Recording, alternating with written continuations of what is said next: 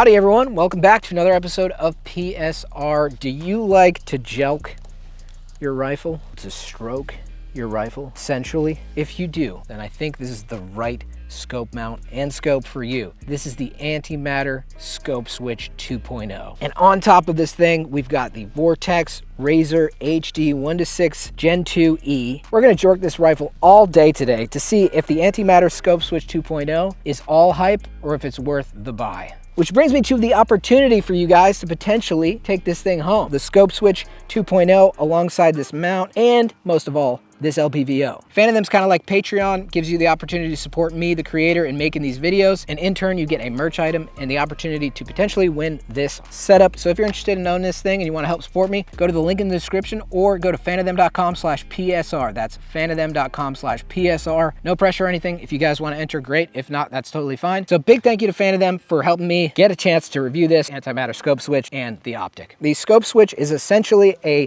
device that uses a wire system with some very cleverly designed pulleys to move the LPVO in and out, to literally stroke it to zoom in or stroke it to zoom out. If you do not like to do this with your LPVO and you don't like to take your hand off the handguard, essentially the Scopeswitch allows you to never take your hand off the handguard, to keep your eye on target while you're zooming. It's kind of like a camera lens because this is essentially a lens similar to what you'd have on the end of a camera. It is a zoom lens and you can control this zoom without ever taking your eye off the eye box or taking your hand off the handguard to move the zoom. Now, Antimatter also provided this Scopeswitch setup right here. This is on my PSR 15 16-inch rifle. I've got an Arkin EP8 on here. This is a 1:8 LPVO. I purchased this with my own money. It was actually quite affordable. Arkin does make some pretty affordable optics, and I wanted to test it on this rifle to see what kind of results we got with it. And while I'm talking about this rifle, I gotta quickly thank the sponsors. This channel is sponsored by Atrius Development Group,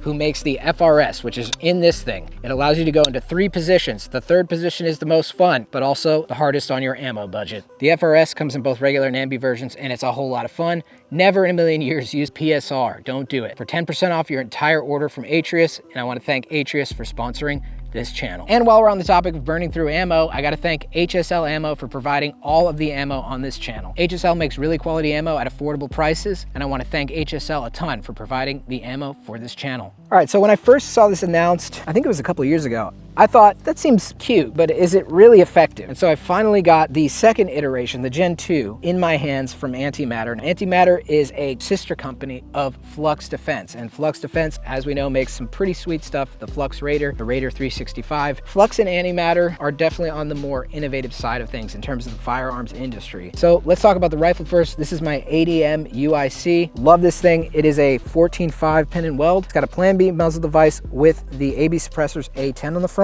Other than that, it's completely stock. It's an ambi rifle. It's probably the nicest AR I own, honestly. Radiant charging handle, mag pull stock. Got a Surefire light on here. I've got a MimTac trigger in here, which I really like. All right, so what do you get when you get the Scopeswitch? Let's talk about that. So you get, obviously, your switch, which comes with a cable. The install, not gonna lie, it takes a little bit of time. The video is very clear and straightforward, but you're gonna wanna probably watch the video when it comes to installing it, because there are some steps. So one of the things that was complained about, I think rightfully so, when they first came out with the Scopeswitch, is that I think it was like around 500 bucks, kind of expensive. The mount is really nice, I will just say that. If you're gonna get a mount similar to this, it's gonna be probably around 300 bucks-ish. For example, Reptilia, those ones are about 325 bucks for just the mount. And so Antimatter took that feedback, and with the Gen 2, they lowered the price to 350 bucks, which, considering the other mounts in that price tier, like the Reptilia and all the other ones, 325 bucks. So at the end of the day, you're getting the Scopeswitch capability. Even if you don't use it, you're getting it for around 25 bucks or 50 bucks. And also, I think this is one of the cooler looking LPVO mounts out there. It looks super futuristic. Even if you don't use the Scopeswitch, I think it's a pretty good value. But then you also get the capability, of course,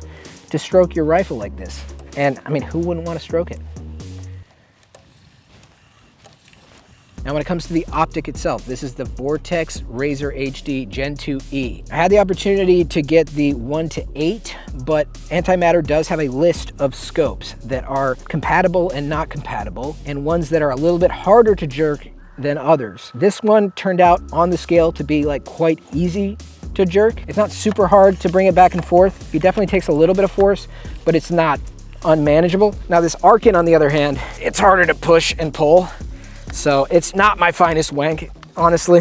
I mean, it's not unusable, but it's definitely makes it really hard. So that is something that you have to take into consideration if you want to use the scope switch part of it, which I assume you would. Definitely going to want to just make sure you get the right scope for the job. Obviously, the downside of having this thing on the front of your gun is it takes away rail space. I was able to mount the flashlight, and I could put a switch on the M-LOK slot on the left side of the gun, but I don't have room really for much in terms of switches, and this is a pretty decent sized rail. It really kind of depends on what your use case is, because you are losing a lot of rail estate here. And just briefly how this works is right here, you've got these rounded tracks that are bearings essentially that spin, and the wires come up onto these clamps right here, and they are set in there. Got these nice rail covers here that kind of hide it. You don't have to use that, but you don't want any snag hazard or anything, so I put this on here. The wire comes up here, clamps on here, and it's just pushing and pulling that allows that zoom to go in and out. And just shooting the intro and doing a little practicing, this scope is like crystal clear glass. LPVOs definitely have their place on rifles, but I've just been always more of a red dot magnifier guy. But when you look through this scope, it is crazy crystal clear, A. B, the dot on it is like a red dot, feels like a red dot. When you're in that 1X, it is so bright, so easy to pick up. Shooting with an LPVO, zooming it without any support, it's definitely not impossible, but it's a little bit harder to keep on target sometimes when you're just standing. So I want to go up against the VTAC and test how much of a difference in time do we get when we're just zooming in from one shot at 1X to another shot at 6X. See how much time we lose when we're using it manually like we would with a normal scope, and then when we're using our scope switch. We've got a nice optic, we've got a nice mount. So let's see the time difference when we jork our rifle with the scope switch versus jorking the scope manually. Let's do it. All right, here we go.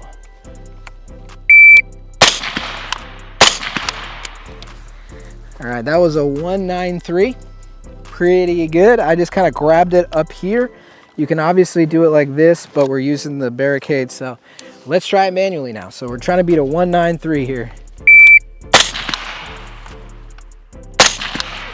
All right, 293. That's about a second difference. Let's try it again with the scope switch mode.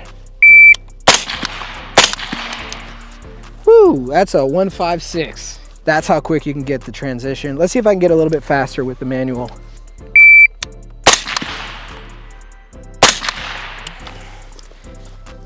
.288. What I'm noticing when I'm using manual scope mode, definitely taking my eye out of the eye box, just because I'm having to take my arm and move it and then crank it. And then sometimes you're like, which direction does it go? So when you get the scope switch, it's set up for clockwise scopes, but you can reverse it. Let me just try to get that even faster. I think it was a 152.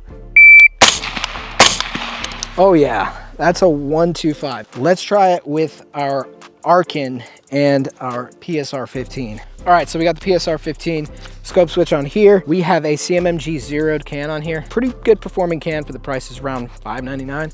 So let's check out the CMMG and let's check out this Arkin. Now, we don't have a vertical foregrip on here. I got a little cable management from Strike Industries here, and I think it's gonna give me the index point so I can push up against it. Now the eye box on this scope, being that it's not as premium as the Vortex, it's a little bit like narrower in terms of the eye box. And also the brightness on this thing, nowhere near the Vortex, dude. It's like almost not even worth using. Woo, actually that was 155. That was pretty good. The sound of the CMMG suppressor, the zeroed, honestly, maybe just a tad louder than the AB one, but pretty damn good. Woo, 135. Nice. So I know I said this one's harder to jork, but when it's up against the actual barricade, it's actually pretty easy to at least push it, which is zoom in on this one. It's really not too bad once it's up against the barricade. Let's try doing it manually now. That's a 246. Honestly, without gloves, you might pinch yourself on these wires here. Oh, it's right there. 336. Oh, I lost the eye box.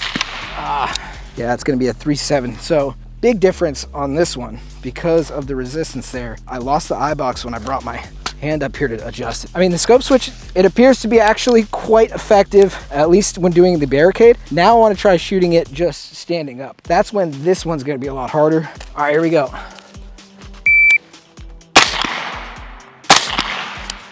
All right, that's a 245. Let's try it manually.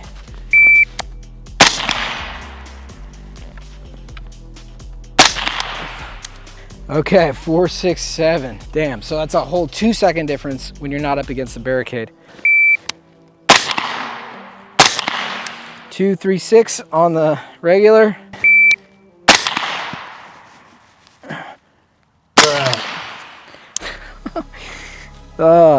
Tried to cheat it a little bit. 395. So I got a little bit faster when I didn't take my hand back to support it. All right, let's try the other setup now. All right, PSR 15 time.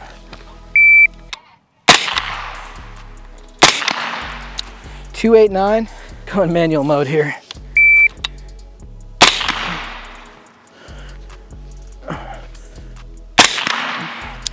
That's a 564, worst time yet. Quite a bit harder to do it manually, and especially when you don't have a barricade. I could see competition shooters really liking this because it's just built around speed. It's way faster to just move your hand like that, then bring it back. With the Vortex, honestly, it's so clear. The eye box is so good on this thing. I'm not a normal LPVO guy, especially for competitions, but like this, I would definitely run in a competition because it is so bright. That dot, really quick to acquire the target, and it's really easy to keep that eye box when you're going in and out. Yes, definitely makes it faster, 100%. Jork, jork, jork, jork, jork, jork, jork, jork. All right, so after our little stroke sesh, what do I think of this thing? I think it's a perfect accessory for competition shooters that love LPVOs, particularly this one. Like, my thoughts on this LPVO is I want one now because I never thought that an LPVO dot could be so damn bright and act like a red dot. Every LPVO I've gotten, which have been budget ones, like the illumination on it is non-existent. If you're a red dot guy, but like LPVOs, like I think this Vortex 1-6 Gen 2E is it. And then getting to the Scopeswitch, really the star of the show. I think the fact that they lowered the price on this thing makes it way, way more attractive for your average person, being 350 bucks rather than 500. Like, that's kind of crazy. It's kind of like when GBRS came out with the Hydra and like listed it at like, I don't know, it's like 500 or 600 bucks or something for a mount. Like, that's crazy. At least with the mount on this, you know, even with the Gen 1 that was 500 bucks, you got the Scopeswitch itself. Basically, you're getting the Scopeswitch and this premium mount for about the price of what like a Reptilia would be. I also like that it's just a little bit higher height-wise so that you clear your lasers if you do want to put them on the end. So as far as the practicality of it goes, it kind of depends on your use case, but it's pretty practical in terms of just how it makes your shots much faster and keeps your eye in the eye box. It's not a gimmick in my opinion. It actually does work, and it makes your aiming a little bit easier with an LPVO. The main downsides I would say is just the installation and the scope compatibility. Your favorite scope might not work the best with this depending on what scope you'd like to run. It all depends on how much resistance this ring has. Like, that is what makes your experience with the Scopeswitch either really not great or awesome. With this scope, it's a pretty easy to turn knob. There's not a lot of resistance, but if you have a scope like my Arkin on the other one, harder to turn, it's not gonna be so fun. I would highly recommend, like, if you're actually looking at getting one of these and are gonna use the Scopeswitch part of it, definitely look at the compatibility chart. They list really, really tough to turn versus really, really easy to turn on a 1 to 10 scale. That can make or break your day when it comes to jorking your rifle. I know it's a little bit short of a video, guys, but my conclusions are that this antimatter Scopeswitch with this particular setup, not snake oil, it's not hype, it's actually real, it actually does work, and I love this Vortex scope. I might have to get one now, honestly, and I see why everyone loves these. I almost don't want to take it off and have to give it to someone, but that is what I'm gonna do, because if you like to jork your rifle just like me and want this exact setup, Fan of Them is giving you the opportunity to potentially win this thing. The entries are open, you get a merch item with your entry, and you help support this channel and pay for range time, which I greatly appreciate. So if you're interested, go to fanofthem.com/PSR or click the link in the description. I want to thank you guys so much for watching the video. Hope you're having an awesome day, and hope you enjoyed watching me jork my rifle. I'm gonna get back to jorking my rifle now.